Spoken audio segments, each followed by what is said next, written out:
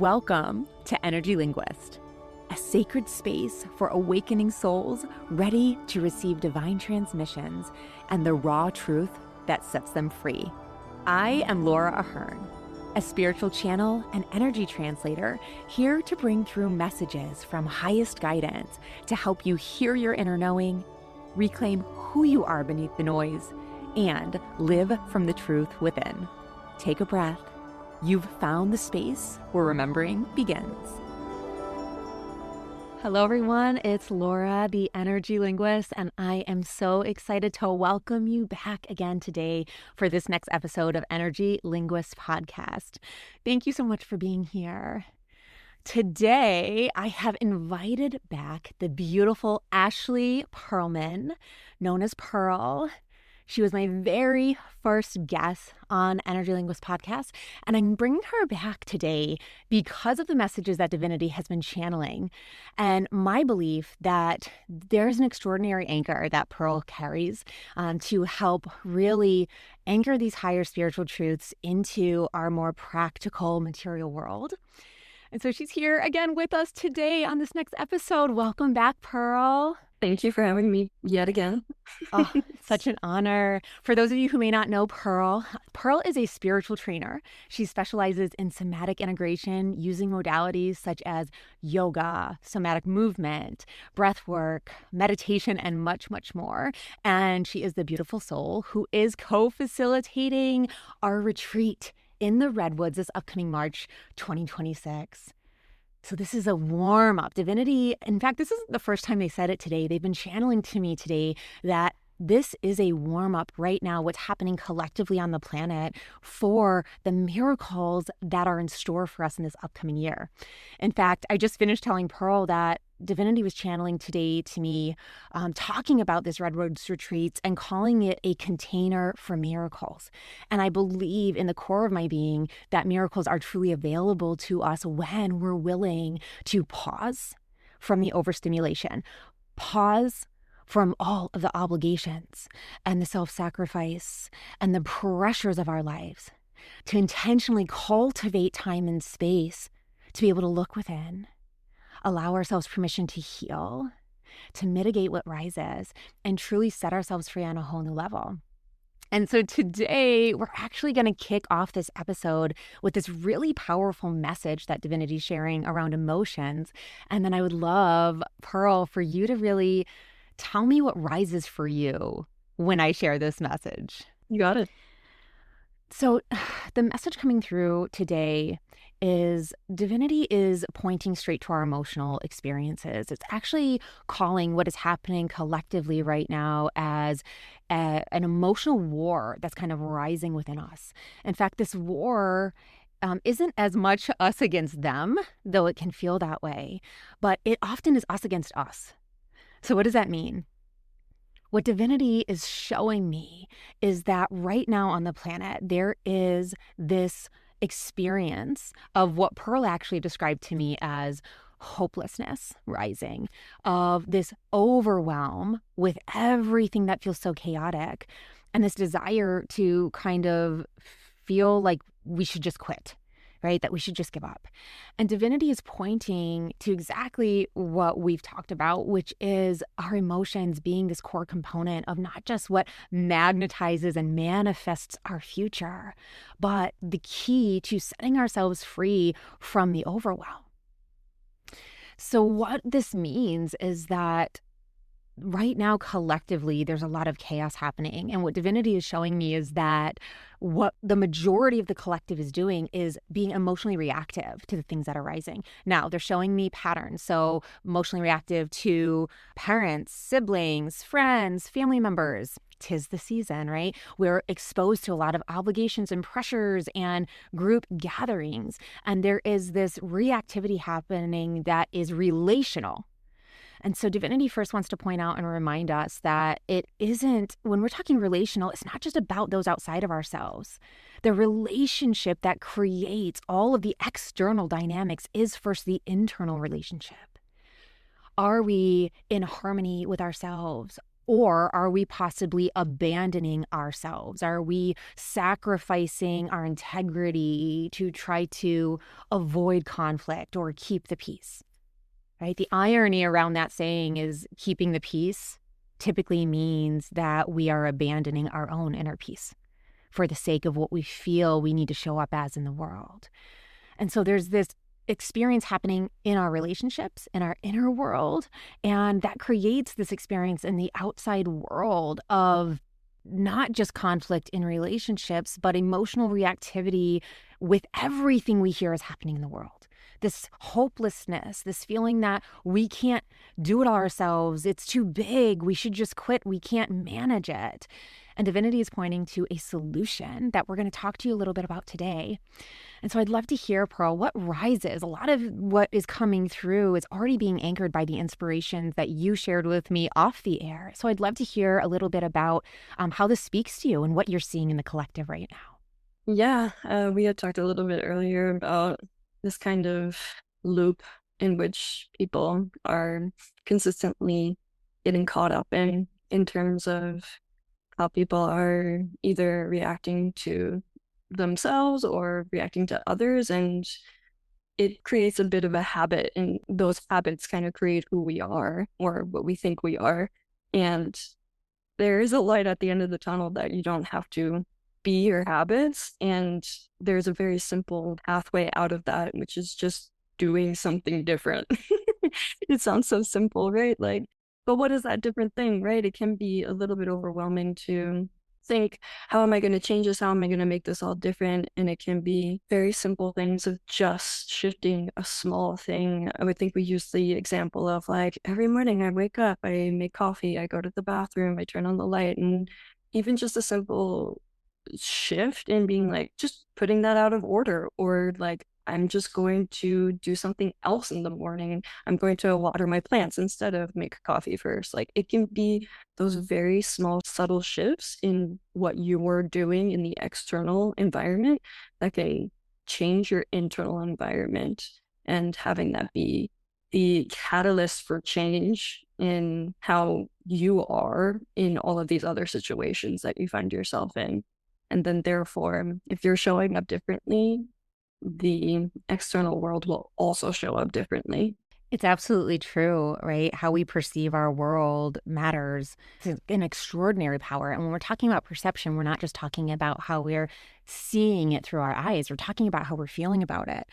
I love how you're talking about little micro changes in our life that can be this catalyst for change. In fact, I don't know if I ever shared this with you. From time to time, I will reorganize my cell phone where things are located on my cell phone.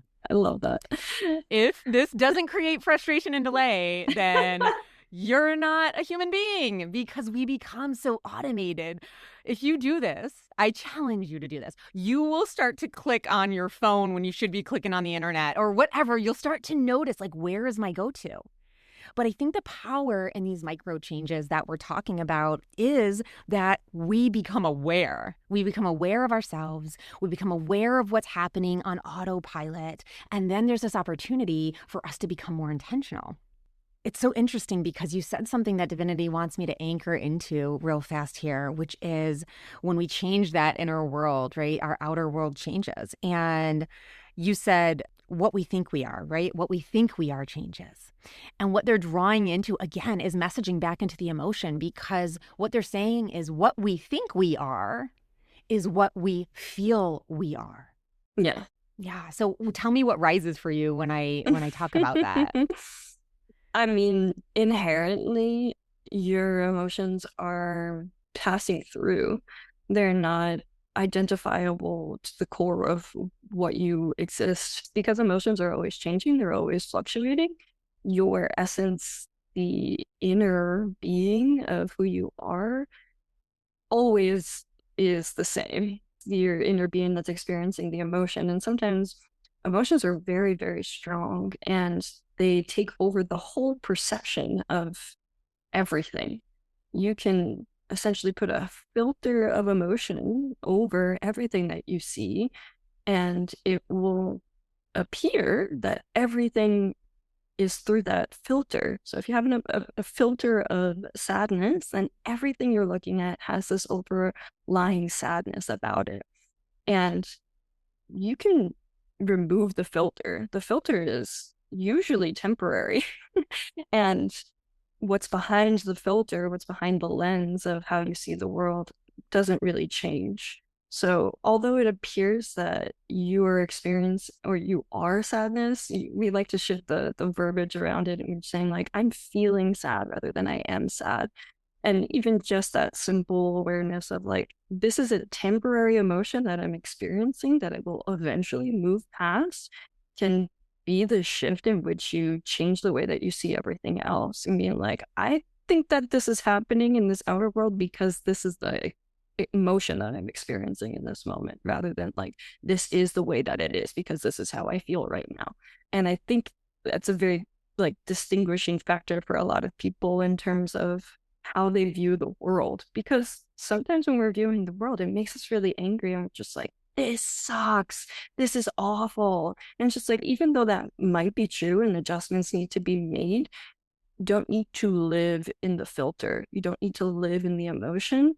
In fact, it is almost necessary for you to step outside of the emotion to be like, okay, how do I use this filter in order for me to adjust how I'm going to interact with the world and how I'm going to interact with myself and create a change that is preferable for me, for everybody else around me. Yeah, I love this so much because what's interesting is when we're looking at this externalized world and we're looking at it from this place of triggered emotional reactivity, of feeling into the devastation of the things that are happening, we actually forget that the material world is actively being created by internal states.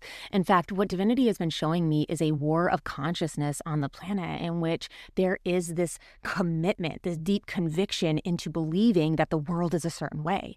Because when we believe that it is bad and it's engaged with as such, we actually continue to create it through that loop. And so I love what you're talking about because divinity is they're speaking to me. As many of you know, if you've had one-on-one sessions with me, divinity speaks while you speak. So I'm hearing you and I'm hearing them. And what they're saying as you're speaking, Pearl, is to look at what we can do as opposed to what feels impossible for us. Because the thing that we can do that a lot of us don't want to do is adjust the emotion. It is adjust what we're feeling. People don't realize that. How many of you have ever gotten angry, like really ferociously mad about something, and that was like a drug, like you like hit that drug hard? Man, I am Irish, I am a redhead, and I am going to tell you, I have wanted to ride that wave so many times in my life because that emotional reactivity hit and it was hot and you're just like, yeah. It's actually, I'm getting the visual from the movie, what is it, Inside Out? Is it a Pixar movie? Yeah. Where the anger guy, where it's just like, the fire just gets Yeah. kicked. A lot of us don't want to admit that we kind of want to ride that wave sometimes of that justness of this is why it's all wrong and this is why I feel the way I do. But when we pause long enough to realize that what's actually happening in those moments is an excessive energy expenditure. We're actually just blowing a lot of energy, just like that flame visual, blowing a lot of that energy, blowing a lot of that fuel. It's adrenaline, right? And it's unproductive. And so what it does is it feeds the thing that we really don't want to exist anymore. And we don't realize that we are the culprit in a sense. When we remember that we are not individuals, we, in the highest spiritual perspective and our inner knowing, we are one. We are part of the collective. And every vibration that we emit has this ripple effect. When we start to do that, we pull off of this desire to be right about how we feel. And instead of focusing on what is wrong with the world, we start to focus on what we can do within ourselves that first impacts our internal state. And then maybe our personal relationships, our outside environment, then our community. There's this ripple when we're willing to come into this more harmonious state. But in order to become harmonious with what's existing within us, we need to be willing to look at it, to acknowledge that it's there, to see why it is, not to shame it, not to repress it, not to explain it or justify it, but understand how it rose, how it became a loop. Because you spoke beautifully when you said these states of emotion are meant to just be passing through, and they are meant to be temporary. However, we know they become a loop. And so it's so important for us to be looking and aware of that inner world. Yeah, and I love how you said it's, acknowledging the emotion, not repressing it, not ignoring it, because I don't want to give the perception of like, don't ever be angry, don't ever be sad. Like, that's not the point of this. The point of saying that is fully let that emotion pass, like, let it release all at once.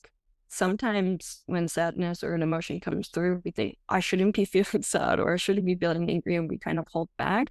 And it's really important on an energetic level to allow it to 100% pass through immediately, right away. And sometimes that's a little bit longer, sometimes it's a little bit shorter, sometimes it's really, really intense very, very quickly. Point being to allow it to fully go through, and then on the other side of the emotion, be like, wow, okay, what can I see from that experience? Why did that come up? And then not get caught up in it, not get caught up in the story around it. It's more along the lines of like, I see it. I see that this emotion has risen, and now I'm going to make adjustments going forward. How am I going to get out of the loop of why this has occurred, especially if it's a reoccurring emotion, especially if we're continuously finding ourselves in this emotional reactivity state, especially if this is not the first situation in which this has occurred. So it's one step towards the change, is just the seeing what it is from the other side of the emotion. Absolutely. I love how you're talking about the reoccurring emotion, because for those of you who may have listened to episode 15 of Energy Linguist podcast, when I'm talking about magnetic manifestation, what we're diving into in that episode has to do with the magnetism of our emotions and how our emotions are actually wiring our brain. So many people don't realize that there are neurons on our heart, and that the neurons on our heart that have an afferent pathway of communicating with the brain. So what does this mean? It means that there is a 9-to-1 ratio of more ascending communication coming from the heart to the brain than there is from the brain to the heart. The heart is communicating more with our brain than the other way around. And what happens is that when this emotion rises, we don't actually have a meaning behind it yet. When we are born, before we have not decided what certain emotions mean, we actually are looking to our exterior world for feedback on what that emotion means. And then as we experience it, it's the feedback that then tells us a story in our mind about what that emotion means.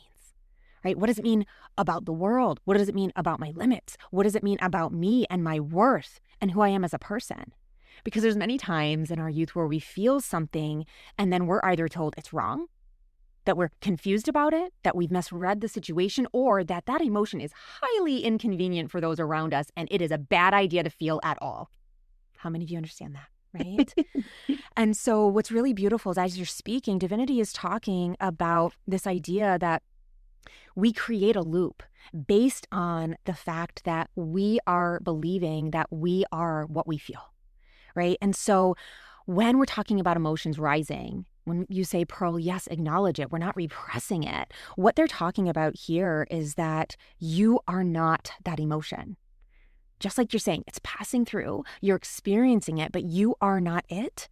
You're feeling it. And I think what's missing the most is that we don't give ourselves the space to feel it and to truly process what's coming up, because we are so overstimulated. We have so many obligations. Our time is so tight. And people don't realize that operating in the current society of overstimulation is actually creating a significant lack mentality in our life. It's actually making us poor. Our inner energy reserves are poor. Our bank accounts are poor. Our patience is poor, right? There's low everything. And a lot of the reason that that's happening is that we're not actually taking the time to receive and refill to our fullest capacity. Because when we create intentional space that is enough time, right? Time away from the patterns that trigger our mind to stay in the loop, Whether that's just getting up the same way every morning, seeing the same people every day, interacting, grabbing our phone, having the same meal. We all know that we have routines and cycles in our lives. And it's why sometimes if we don't do something like go to an incredible retreat or take time that's very intentional to set aside and do this in our work, the change doesn't happen. Now, the problem with that is the longer we go without taking time for ourselves, the longer we go without committing to the spaciousness to do the inner work, the more our mind gets stuck in this loop and it starts to believe that it's unbreakable. And it's this idea that because I haven't done it yet, I've had this going on so much in my life. This emotional belief of mine is attracting poor relationships, poor job opportunities, poor finances, all of these things.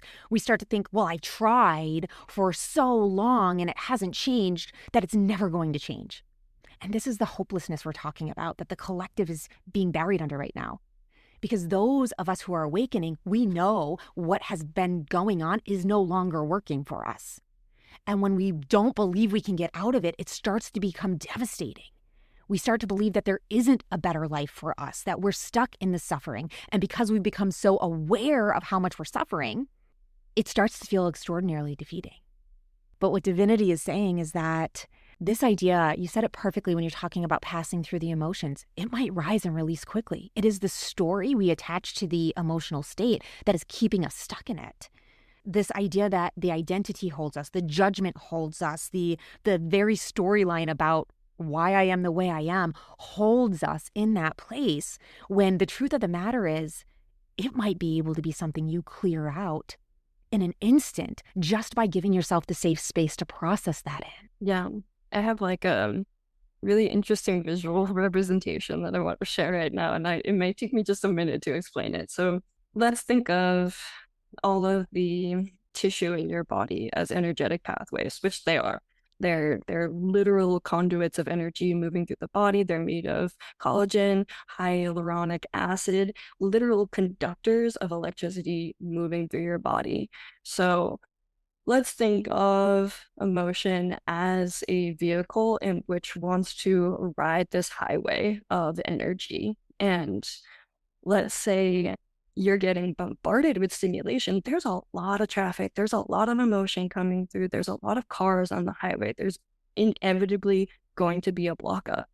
Now, let's say you allow the emotion to arise. It moves all the way through your body, all the way up into your brain, but you don't have a clear pathway out of the brain. Your vehicle is going to get trapped in the brain. It's going to start to plan different ways of how it's going to make itself cozy in there. It's going to formulate stories. It's going to create as much safety as possible for it to exist there. And it is imperative that you create a pathway for it to leave the brain. And part of creating really clear pathways in both the brain and the body is, it's very simple. It sounds so like silly and like, of course, yeah, that's why everybody does all these things. But it's things like yoga, it's things like working out, it's things like keeping this actual pathway of the emotions, all of these pathways of literal energy moving through the body clear, so that when something does come up, it just shoots right through the experience. You're not holding on to it at all.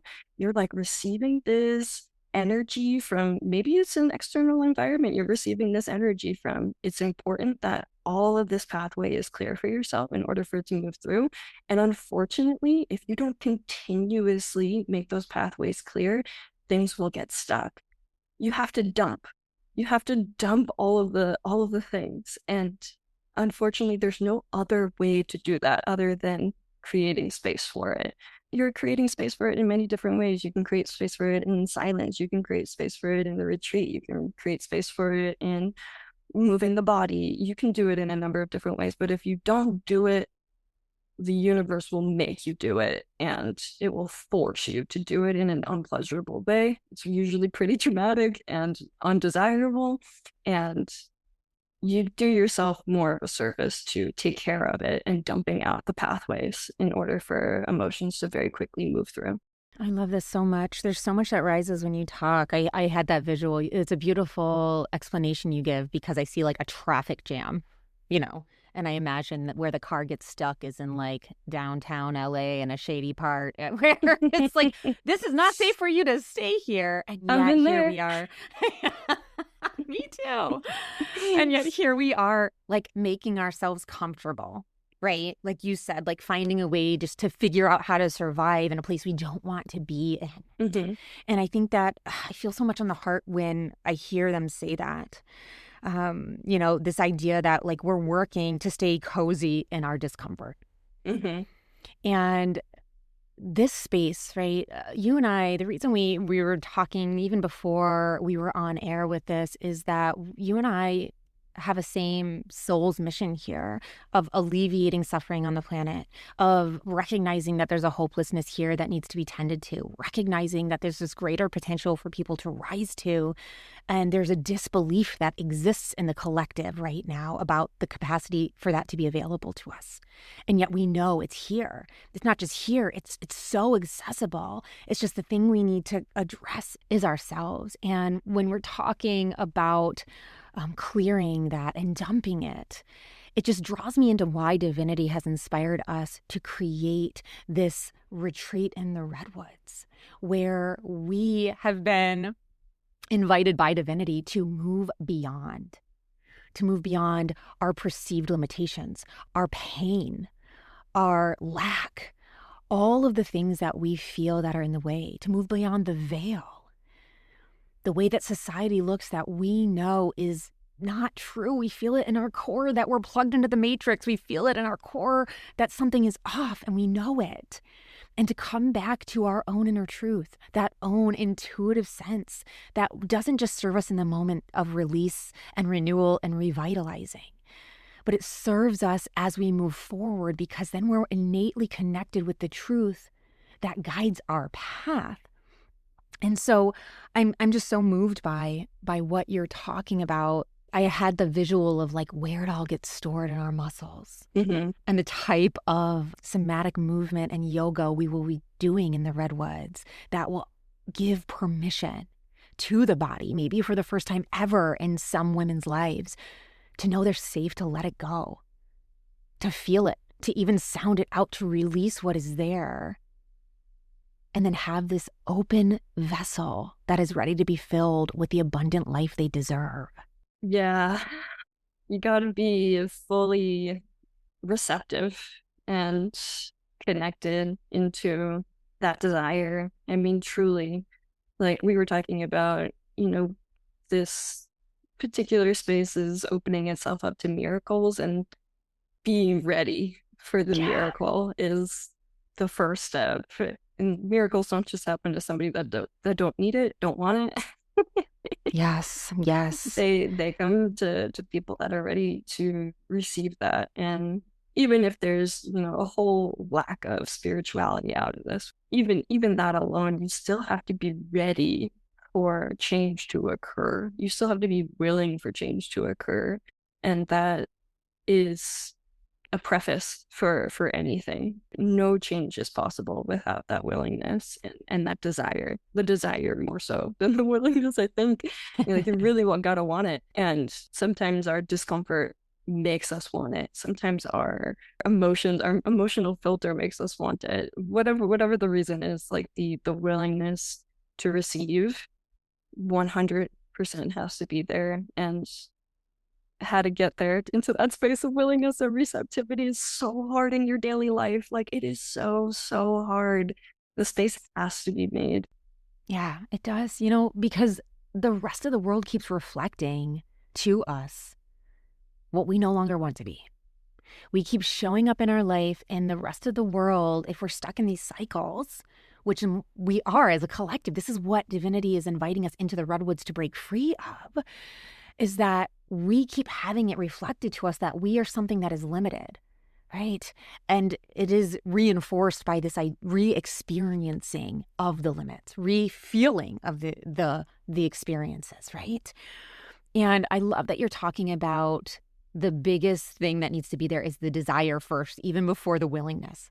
And what they showed me as you were talking is our whole energy body. So for most of you who might be familiar with the chakras, you might know that our three lowest chakras are actually intertwined with our material centers, right? So they interact the most with our material world and our safety.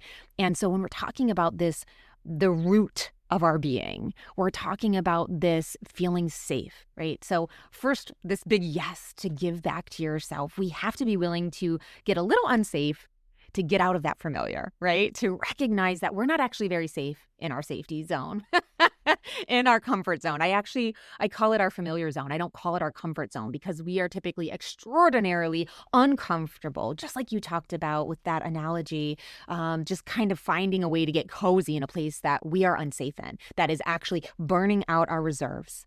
It's creating a lack of stability and incoherence in our system, right? Which is why all of the chronic unwellness rises. In fact, when you were talking on that, they had me write down chronic pain. Like when you look at that backlog, the traffic jam that occurs and everything's stuck there, this is why all of these different chronic pain experiences start to occur. It's that we're holding too much in our body. We haven't allowed the feeling to move through, and therefore it stores that emotion and we become heavy and dense. We're trying to carry weight of the world, weight that isn't even ours, that we're taking responsibility for. And we're wondering why life feels so heavy, why we feel so overwhelmed and buried. But the next part of that, when we choose this yes to do something maybe unorthodox, God forbid we give to ourselves, right? Like, holy moly, this is unheard of. I'm going to spend money on myself and step away from my obligations. But yes, right? There is something so powerful in saying, I deserve this time for myself. And when we desire to have this time to process, when we desire to be free of what we've been trapped in, the willingness comes next. So, because if you look at our energy centers, right, that fear is root. Our desires exist in what's next, which are our sacral center. And the next in our solar plexus is our willpower. That willingness, right, to decide that we deserve. And so even if you're feeling like, well, God, I don't know how to get ahead of this because I don't really feel like I deserve to receive this yet, I believe that when we commit to getting out of our familiar zone, when we commit to acknowledging that I do desire more in my life, I don't need to feel guilty about it. That's the imbalance of the sacral chakra, is the guilt. I desire this because I know I deserve more. What happens is we have this time in the redwoods to allow ourselves to come into the remembrance of how invaluable we truly are and what we really deserve. That's why it's not a one-day retreat, is that we are actually rewiring ourselves through the yoga, the somatic practices, the breath work that releases extraordinary emotion, and then this deep energy work and spiritual guidance, actual channeling from our guides to help us get very clear and intentional with our path. Because what we intend, what we prioritize in our life will allow what's next to take form. Yeah, and feeling really good about that. Like if there's an ounce of being like, oh, like, I don't know, there's usually some holding back that occurs there. And it kind of came up for me while you were speaking, the way that I've been talking to myself while I work out. Like working out sucks. Like there's no way around it. It's painful. It's uncomfortable. It sucks. Nobody likes to do it. Nobody's like, ah, amazing. Until you train yourself to understand the importance of that. And Yeah. I literally have been telling myself, and it always comes towards the end of my workout, in which I'm really feeling like, okay, like I'm over it. I started using this phrase. It's so simple. It's like, I love working out. It's so fun. And like for the first like 5 to 10 times I was saying that, I did not mean it. No, you're like, I'm so full of shit. This is not This is true at all. garbage. Like, this is just, I'm trying so hard to make this affirmation true.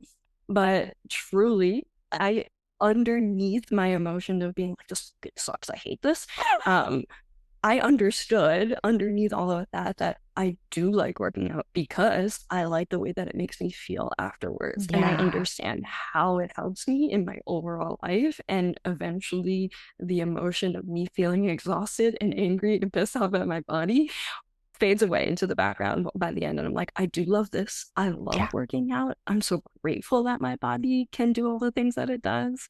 And, even though it might be a little bit challenging to kind of like bring yourself into that space of like, I deserve this and I need to receive this, it's like you gotta start chipping away at the block. Like, even if you don't make it to this particular retreat, like you gotta start chipping away at the block of being like, I 100% am ready to receive this, even if it feels a little bit untrue for yourself, because that underlying inner being knows the truth of needing and wanting that. Yeah. I love this so much for so many reasons. We talked about it before we got on this podcast around it's a Carl Jung quote that says, if the path is clear, you're probably on someone else's. Right? It's this knowing that if life seems a little seamless, you might be walking someone else's path. It might be why you're feeling stuck or unfulfilled or on a cycle. And what that means is that there is going to be resistance when we step onto our own unique path that God has called us to walk.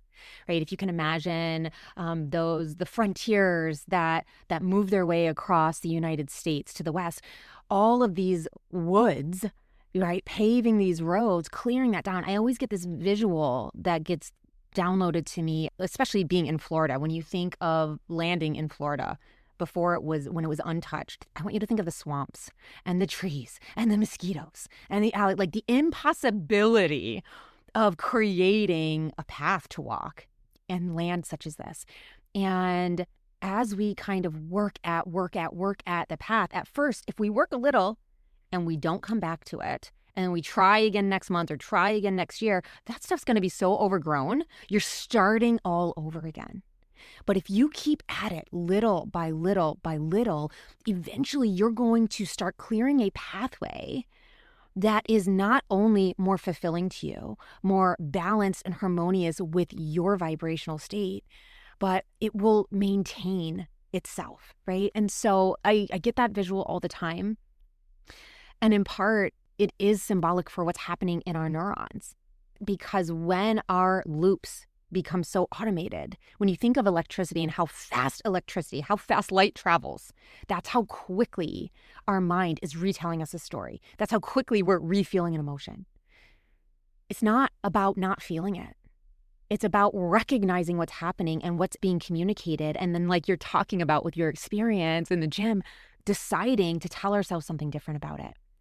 I can really, really resonate with your story about the gym, because after I was widowed at 29, after Josh passed, and I moved out to California, and there was so much happening in my life, and yet everything still felt so hard. I was in such, not just financially burdened, but this excessive hypervigilant state of fight or flight, of just feeling like the next shoe was going to drop. And for so many different reasons. And I started this gratitude practice in which I was writing down every day the things I was grateful for. And I will tell you, at first, it felt like a bunch of BS. It was like I didn't feel the emotion. I knew in my mind there was so much to be grateful for. And I was taking the time, devoting the time to doing it. But I didn't feel it. It felt like a lie some days until it didn't. And when I look back at that gratitude journal today, everything I wrote down that I was grateful for, and even the things I was future pacing to imagine feeling grateful for the things that hadn't come, they are now made manifest in my life.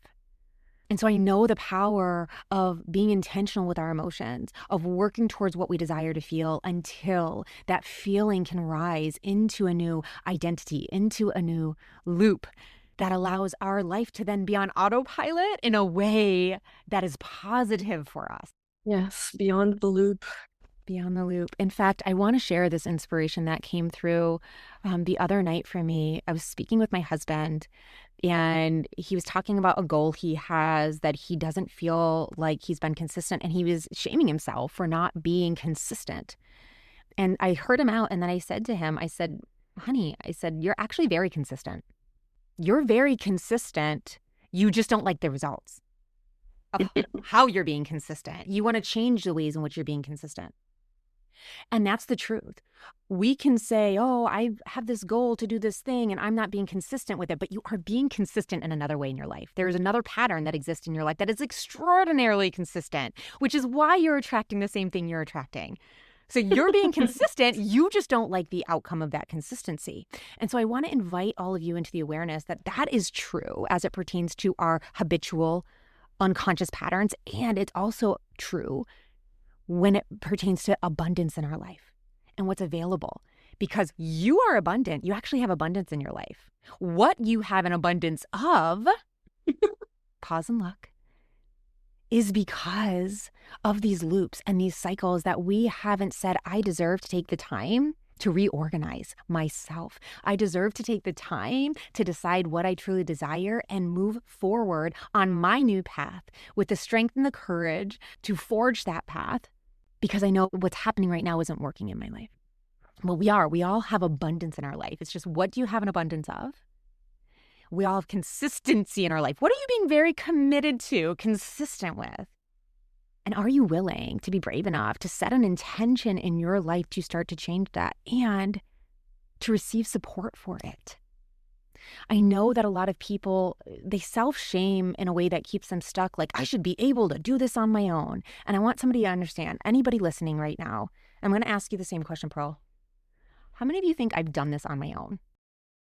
I did not get where I am doing this on my own, without mentors, without spiritual support, without doing this inner work. This doesn't happen. We are not individual beings. We are part of a collective whole. We are meant to be together. We rise together. In fact, after the passing of Raven Keys, who I was very close with, I heard it channeled to me more than once. It came up the first time I was actually training with her. As we heal together. As we rise together. And it's so true. I believe it at my core that there is this potential for us to rise more swiftly when we have others holding us, when we have others encouraging us, when we have someone reflecting to us, I see you. I see where you've been. I see how hard it's been. And I believe, just as you believe, that there is a reason for it. And that the meaning behind these experiences is extraordinarily valuable, that it is happening for you. And that you get to decide that it's happening for you and how it served you so that you can claim the life you came here to live. And I do believe that's what's available to us if we just see it. Yeah, sometimes it's easier to hear it and believe it when it's said from somebody else rather than from within. As a recovering hyper-independent person, I know nothing about that. it is always more beneficial for everybody when there is another person involved. There's synergy. There is that co-creation of something, and making sure that it's give and take, right? Like always in balance of all of that. But leaning into a support is crucial for really anything. I mean, to think that you can do anything on your own just is kind of silly. I mean, sure, you can do some stuff on your own and you don't need to wait for anybody, but it's so funny. I hear a divine message coming through. There's someone listening to this right now who I hear it. You said, like, you can't do anything by yourself. And they're like, yes, I can. It's like that. Watch me. I certainly have. And so I want to speak to the person who that just rose for and say, yes, you have. And it's not that you can't, but I also want you to ask yourself, how burnt out are you? Right? Like, there are times where it is necessary to be self-reliant, and then there's times where it becomes so automated in ourselves to only believe we can trust ourselves and only believe that we can rely upon ourselves, that it becomes a form of self-sacrifice. It means that we contract around receiving. In fact, when you were talking earlier, Pearl, they were channeling a message that came through on the collective healing in my community, Ionara, this week, around the idea that there is a massive amount of discomfort that exists within our system when it comes to receiving. When we imagine being gifted something, we contract. And then there's this like obligation of like, oh, how do I prove that I was worthy of receiving that thing, right? And then it just kind of it gives away instead of holding and receiving that which we are meant for. We are meant to hold. And so I love that you're talking about this, not doing it alone. And yes, we can do things on our own. It doesn't mean we should, especially when it comes to a massive inner transformation. Absolutely. I actually, when you're talking, I'm hearing, so in my work, in my PhD around the quantum field and entanglement, there is a massive amount of entanglement that happens when you work with people, whether that's a mentor, whether you're in a group of people. Our actual fields are entangled, and science is proving this, especially heart math science is proving this. And the entanglement, the best thing you could do is to become entangled with someone that has an unlimited belief in you. Because one of the reasons within my ENR community, we work on what I call, it's the magnetic manifestation, but we're co-manifesting with each other, where we are connecting with the community members and we're asking what it is they desire in their life, and then we're imagining it on their behalf.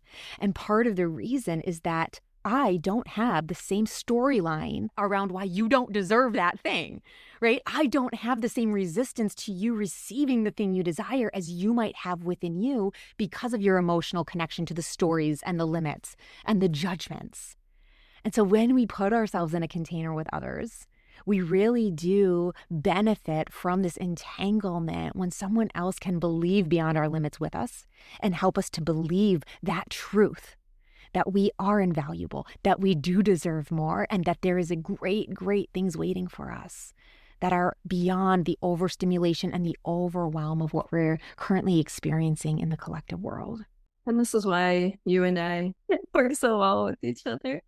It's just an inherent belief that the other one is beyond measurable. You are, for those of you who don't know, Pearl's one of my favorite souls in the ether. I don't even want to say on the planet because probably in the universe. And yes, I think everything of you, like all of the things. You don't want me to get talking about her because that's a whole nother podcast where I just tell you how gloriously wonderful she is. So you make a great point. Yes, you're invaluable. You are invaluable in my life to me. Same girl. Not even human. No. So grateful to be here with you. Thank you for your willingness to be here on this podcast today. And thank you so much for your willingness to get into a true co-creation of miracles this upcoming March in the Redwoods. Oh, how does it feel to even say that? Where do you feel it in your body when I say that? Like hilariously in between my heart and my throat. Yes, that's where I felt it too. It just expands. Oh. Yeah, it feels great. I've helped co-facilitate so many women's retreats, and the feeling and energy that everybody leaves with is unattainable in any other capacity. I could go on for another 5 minutes of all of the feels that occur after it, and not even just a feeling of it, but an embodiment of it. So to ignite the pathway and then also live in the pathway within the body for an extended period of time makes ripple effects for literally everything else in your life. And you know, when you give that power to women specifically, these like creators, these people that are usually in charge of things, the multitaskers of the world. Yeah, it does wonders for the collective, really. It does. It does. It's about much more than ourselves. And when we are willing to give to ourselves, we start to realize that when we allow ourselves to receive to a point of overflow, that all of those outside of ourselves benefit. And so I'm so honored to be in that container with you. We are already actively in it because time is not linear, and I already am in all of the feels and all of the transformation and gratitude for the way that the lives are changing, but the world is changing as well. So thank you. For anybody who finds themselves interested in this transformation, you can visit lauraahern.com/retreat to find out more. This is a very intimate container. It's limited to 22 women and it's application based. So go ahead and check it out. If you feel the slightest calling, submit that application so that we can connect personally and determine whether this is truly aligned for your highest and greatest good. Thank you so much, Laura. Thank you. Love spending time with you. I love spending time with you. I do it forever. Yay! I want to do it forever, which means you'll probably be back again. Thank you so much for blessing us and for anchoring the divine in a way that really helps us feel like all things are possible. I do believe they are. and we get to move beyond all of those perceived limits together. Yeah. I love you. Love you Thank you too. for being here. Thank you all for joining us on this episode of Energy Linguist Podcast. I cannot wait to be with you again. Thank you for being here, for listening with your heart, and for opening to the truth meant just for you. If this transmission resonated, I invite you to visit lauraahern.com for free resources and sacred support to help you accelerate your awakening and walk your path with more power, trust, and grace. Until next time, trust what you feel, honor what you know, and believe in your power to create something greater than you've ever imagined.